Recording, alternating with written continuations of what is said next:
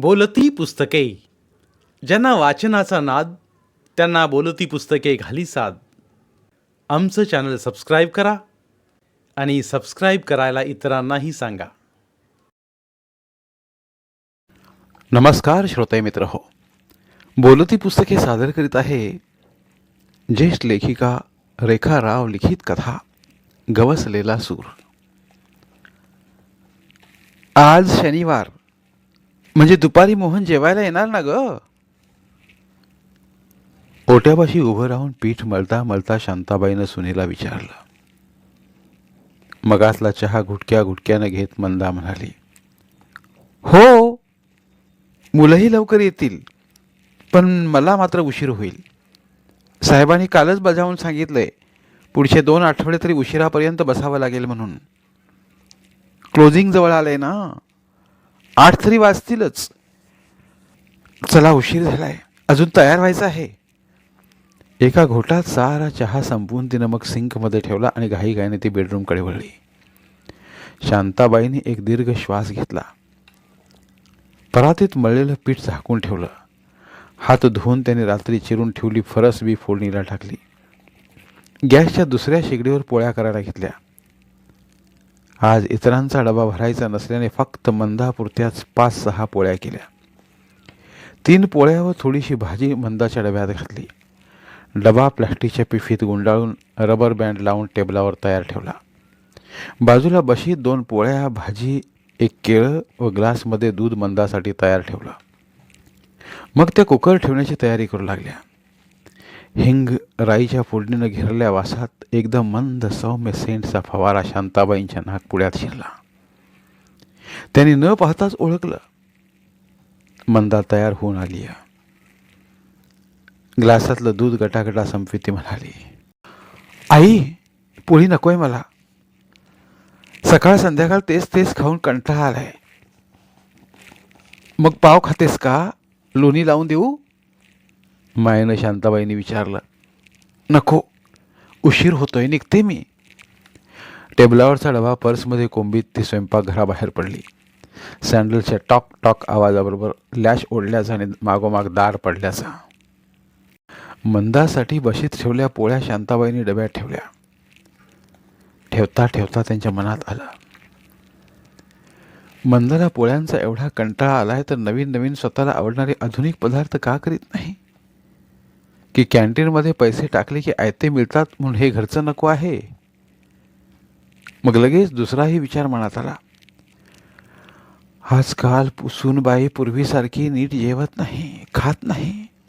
तिला पुरणाच्या पोळ्या आवडतात म्हणून एवढं पुरण घातलं.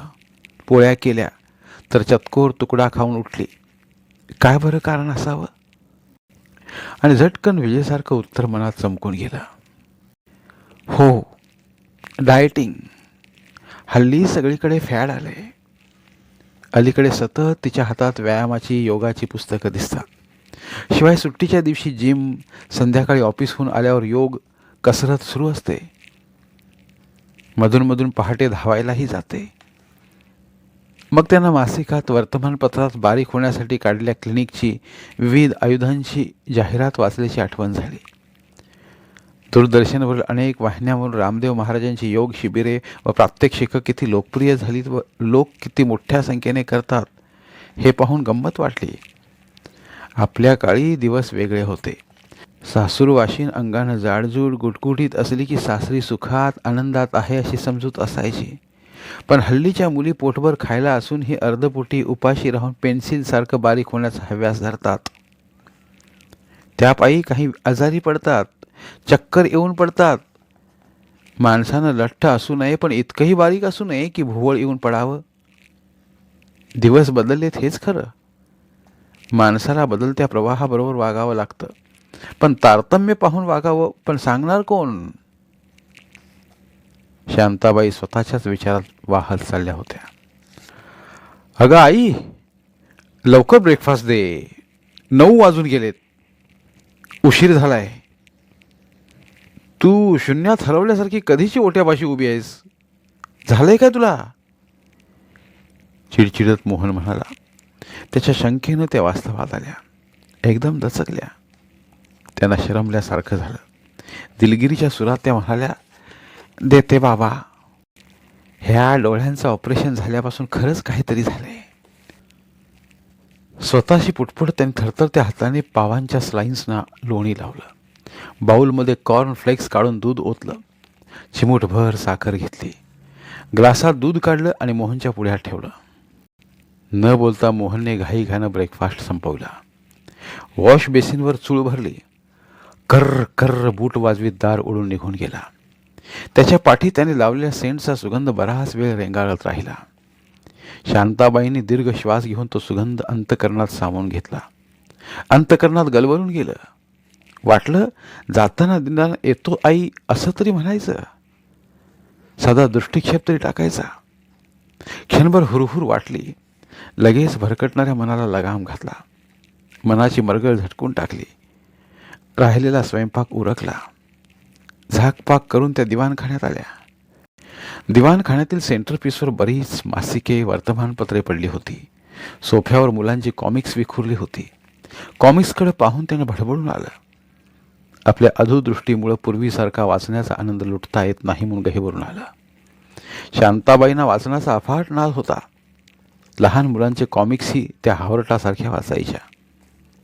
त्यातली रंगीबेरंगी चित्रकथा वाचताना वेगळीच मजा यायची. आगळंच समाधान वाटायचं.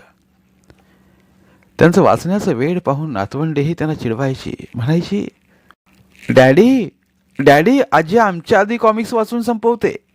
तिला कॉमिक्स मिळाल्यावर आम्हाला वेळेवर दूध जेवणही मिळत नाहीये.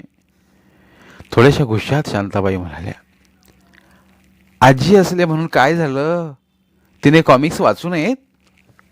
बाजूलाच गुटक्या गुटक्यानं ड्रिंक घेत असलेला मोहन म्हणायचा, हल्ली आईला काय आवडेल आणि काय नाही याचा नेम नाही.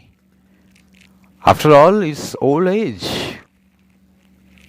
शांताबाईंचा राग आतून खदखदायचा, कारण मोहन असं वारंवार म्हणून त्यांच्या भावना दुखवायचा. त्यांना वाटायचं एकदा खरमरीत उत्तर द्यावं, म्हणावं, तूही एक दिवस म्हातारा होणार आहेस. म्हातारपण कुणाला चुकलं नाही. जो जन्माला येतो त्याला मृत्यू हा म्हातारपण अटळ आहे. प्रत्येक गोष्टीला ओल्ड एज म्हणून हिनवायला नको. आतला राग आतच पचवून त्या म्हणायच्या, मोहन, माणूस म्हातारा झाला म्हणजे त्याचं मन मरत नाही. अरे, मला लहानपणापासून वाचनाची आवड आहे. जे दिसेल ते मी हावरटासारखी वाचायचे, पण संसारात पडले आणि पुरती गुरफटून गेले. एकत्र कुटुंब, 10-15 माणसं, घरातलं काम, मग तुमचा जन्म, तुमचं लहानपण, यातच वेळ गेला. आता थोडासा रिकामा वेळ मिळतो, घेते हौस पुरवून. शिवाय आमच्या काळात अशी सुंदर सुंदर पुस्तकं, कॉमिक्स वगैरे होती कुठं. आता आयुष्याच्या संध्याकाळी वाचन हाच माझा मोठा विरंगुळा आणि आधार. जड विश्वास टाकी चष्म्याच्या काचा पुसून त्या पुन्हा वाचनात मग्न व्हायच्या. मग वेळ काळाचं बंधन विसरायच्या. जणू वाचनाच्या समाधीत बुडून जायच्या.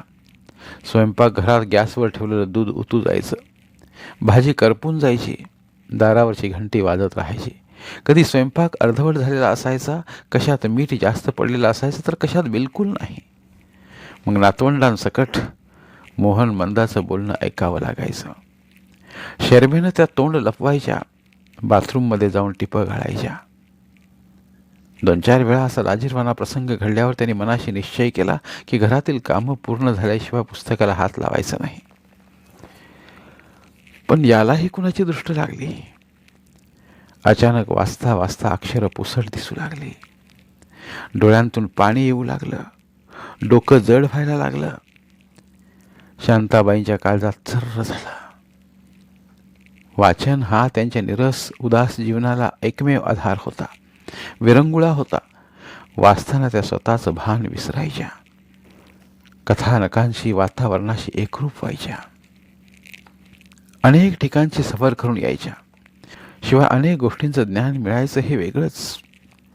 फार त्रास होऊन वाचणं अशक्य व्हायला लागलं तेव्हा डोळ्यांच्या डॉक्टरकडे जाणं भागच पडलं. डॉक्टरांनी मोतीबिंदू झालाय, त्वरित ऑपरेशन करायला हवेत म्हणून सल्ला दिला. डॉक्टरांचं म्हणणं ऐकल्यावर त्या घरी येऊन ढसाढसा रडल्या होत्या. तेव्हा मोहन थोड्या चढ्या आवाजात म्हणाला होता, त्यात रडायचं काय एवढं? वयोमानानुसार हे सगळं होणारच. नशीब समज तुला कॅन्सर वगैरे नाही. मोतीबिंदूचं ऑपरेशन म्हणजे मोठं नव्हे. एवढंच की सर्वांना ऑपरेशन नंतर पूर्वीसारखं स्वच्छ नीट दिसेल याची शाश्वती नाही. तुला वेड्यासारखं संबंध दिवस वाचता येणार नाही. धडधडत्या काळजाला, दुखऱ्या मनाला सांत्वनाचे 4 शब्द सांगून धैर्य देण्याऐवजी अंतकरणाला पीळ पाडणारे पोटच्या मुलाचे ते अपशब्द ऐकून धरणी दुभंगून आपल्याला आत घेईल तर बरं, असं त्यांना वाटू लागलं. वादळात सापडल्या केळीसारख्या त्या नखशिखांत उन्मळून गेल्या. घशातून कोंडलेला हुंदका बाहेर पडू लागला तसे दोन्ही ओठ घट्ट आता दुमडून मोठ्या मुश्किलीनं आत परतविला. वाटलं त्या क्षणी येथून निघून जावं, पण कुठं? मोठा प्रश्न जबडा काढून पुढे उभा राहिला. दोन्ही लेकी लग्न होऊन सासरी गेलेल्या, एक दुबईला तर दुसरी लंडनला स्थायिक झालेली. लेकींची लग्न होताच बाबूरावांनी एकाएकी कायमचे डोळे मिटले. शांताबाईंना केवळ मोहनचा आधार राहिला. 2-3 वर्षातून एकदा लेकी आलटून पालटून माहेरी फेरफटका मारून जायच्या. त्यावेळी आपलं कोंडलेलं मन उघडून त्यांना दुःखी कशाला करा म्हणून त्या गप्प राहायच्या. आज हे असते तर केवळ या विचारानं त्या मोहरून गेल्या. पण या जर तरला निश्चित उत्तर नाहीच नाही. तर साधं तापाचं निमित्त होऊन रिटायर होण्याच्या काही महिन्यांपूर्वी हे एकाएकी असे निघून गेले नसते. त्यांच्या जाण्यानं उभारलेली सारी स्वप्न भुईसपाट झाली होती. मोहनच्या म्हणण्याप्रमाणे स्वतःच्या इच्छेविरुद्ध बाबूरावांचे सर्व फंडाचे व इतर पैसे मोठा फ्लॅट घेण्यासाठी द्यावे लागले नसते. आम्ही एकमेकांना आधार देऊन स्वतःच्या कुटीरात का असेना आयुष्याची संध्याकाळ निवांतपणे घालवली असती. मी मनाप्रमाणे खूप खूप वाचलं असतं. यांच्या इच्छेनुसार दरवर्षी वेगवेगळ्या ठिकाणी प्रवासाला गेलो असतो. मग मोहनकडून वारंवार ओल्ड एज वयानुसार हे होणारच असं पुन्हा पुन्हा ऐकून घ्यावं लागलं नसतं. पण नशिबात काही वेगळंच ताट वाढून ठेवलं होतं. सोफ्यावर बसल्या बसल्या शांताबाईंच्या मनात उलटसुलट विचार थैमान घालीत होते. रिकामं मन म्हणजे राक्षसाचा कारखाना ही इंग्रजी म्हण त्यांना तंतोतंत खरी वाटू लागली. वाचनाने प्रगल्भ झालेलं दुसरं मन म्हणत होतं, जीवनाचा असा नकारात्मक विचार करू नकोस. आयुष्य हे एकदा मिळतं, त्याचा उपभोग घे. मनाचा दुबळेपणा झटकून टाक. नव्या आशावादाचा विचार कर. आयुष्यातील चांगली बाजू बघ.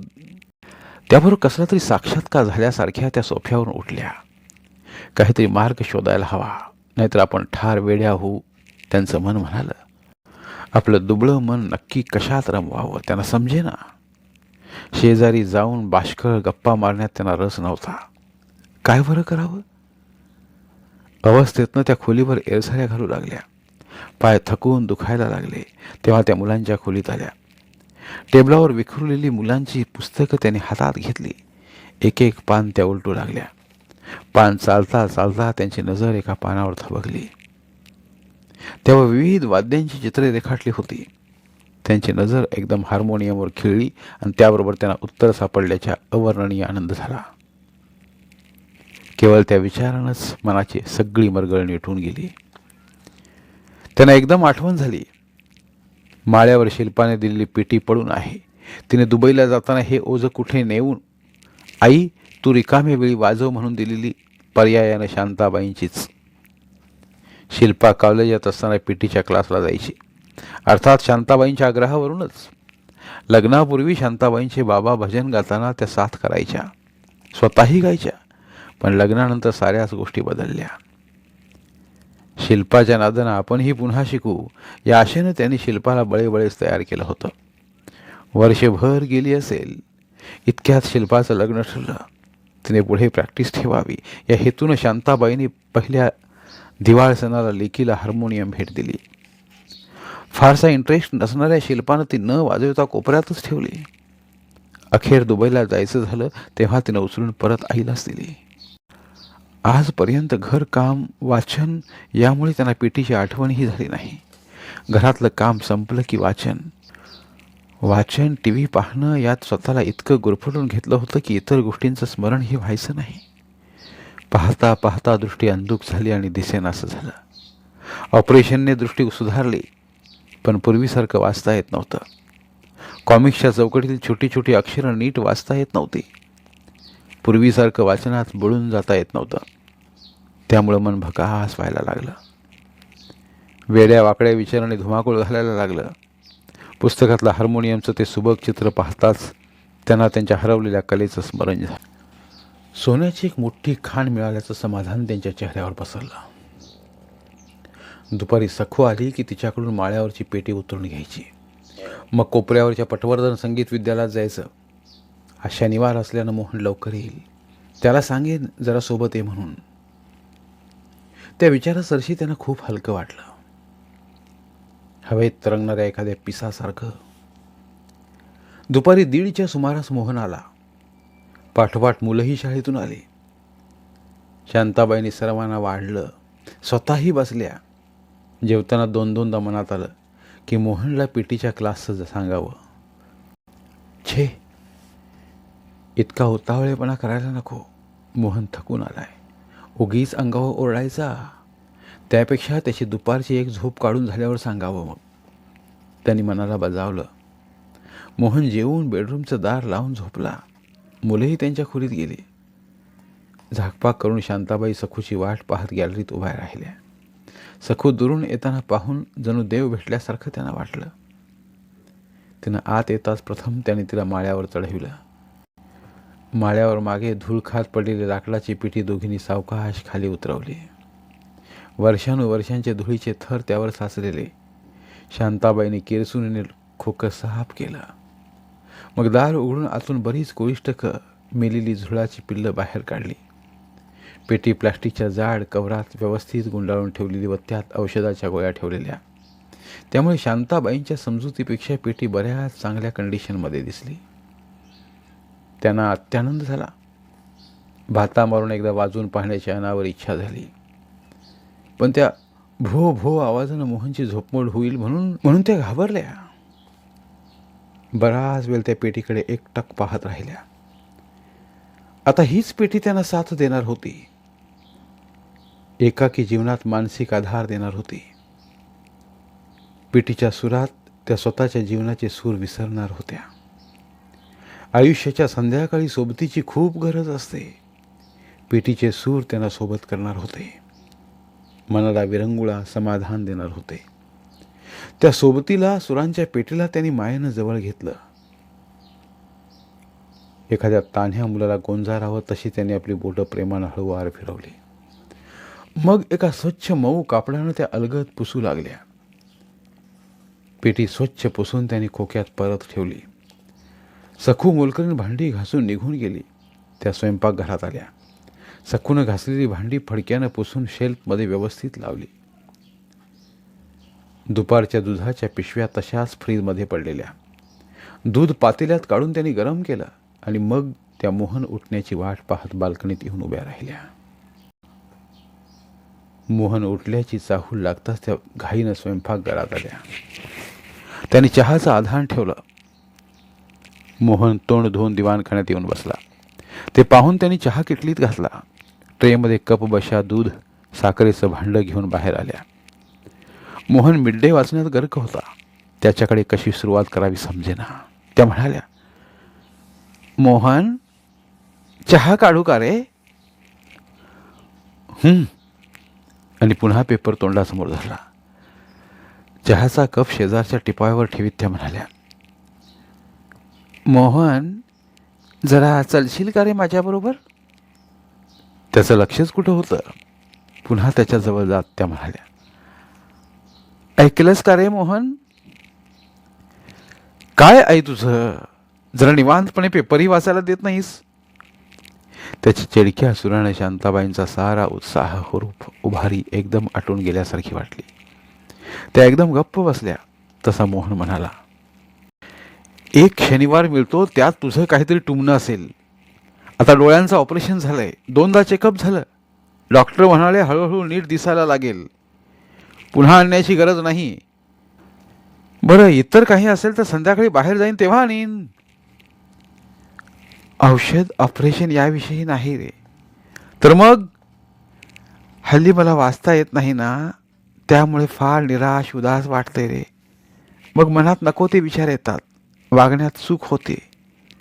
मग तुला त्रास होतो. तू चिडतोस, ओल्ड एज म्हणतोस, म्हणून मग मन गुंतवायला मी पेटी शिकायचं ठरवलंय. काय? मोहन जागच्या जागी हादरला. आई, तुला झालंय काय? नकळत त्याच्या तोंडून जोराने शब्द बाहेर पडले. ते ऐकून बाजूच्या खोलीतून मुलंही बाहेर पडली. काही नाही, कलेला वयाचं बंधन नसतं. इतकी वर्ष जे करायला जमलं नाही ते आता इथं कोपऱ्यावर पटवर्धन संगीत विद्यालय आहे ना, तिथं शिकायला जावं म्हणते. आजच्या दिवस चौकशीला माझ्याबरोबर ये, मग मी जाईन. पण रोज तू एकटी जाऊ शकशील? आणि रविनंदाकडे कोण? तशी दोघं मुलं म्हणाली. बाबा, आजी एकटी कुठे जाणार म्हणते? अरे, तुझ्या आजीला पेटी शिकायची आहे म्हणे, ती क्लासला जाणार म्हणते. हो आजी, मग तू टीव्हीवर पेटी वाजवणार? खुर्चीच्या पाठीमागून आजीला हाताचा विळखा घालीत नंदा म्हणाली. नाही बेटा, टीव्हीवर वाजवायला खूप मोठा कलाकार व्हावं लागतं, खूप मेहनत करावी लागते. मी आता म्हातारी झाले, मला नाही जमणार. पण तू मोठी कलाकार हो, नाव मिळव, कीर्ती मिळव. बाबा, मी पण येऊ तुमच्याबरोबर? नंदा म्हणाली. आई, मुलांचं काय करतेस? अरे, ती शाळेत गेल्यावर मी 1 तास सहज काढीन, त्याची काळजी तू करू नकोस. निश्चयानं शांताबाई म्हणाल्या. आजी, मग मी कशी शिकणार? काकुलतेनं नंदा म्हणाली. आधी मी शिकेन, मग तुला शिकवेन मी. हो, चालेल. बाबा, उठाणा, तयार व्हा लवकर. बाबांचा हात पकडीत नंदा म्हणाली. मुलीच्या आग्रहामुळे त्याला नाईलाजानं उठावं लागलं. शांताबाई साडी बदलून तयार झाल्या. मुलीही चटकन कपडे बदलून तयार झाली. सर्वजण पटवर्धन संगीत विद्यालयात आले. पटवर्धन बुवा पेटी शिकविण्यात तल्लीन होते. त्यांची कृश बोटे सुरावर अलगदपणे फिरत होती. सारी खोली, सार वातावरण मधुर सुरांनी व्यापून गेलं होतं. शांताबाईही त्या सुरात डुंबून गेल्या, जणू त्यांची समाधी लागली. धन्यवाद. पुन्हा भेटूया एका नवीन कथेसह.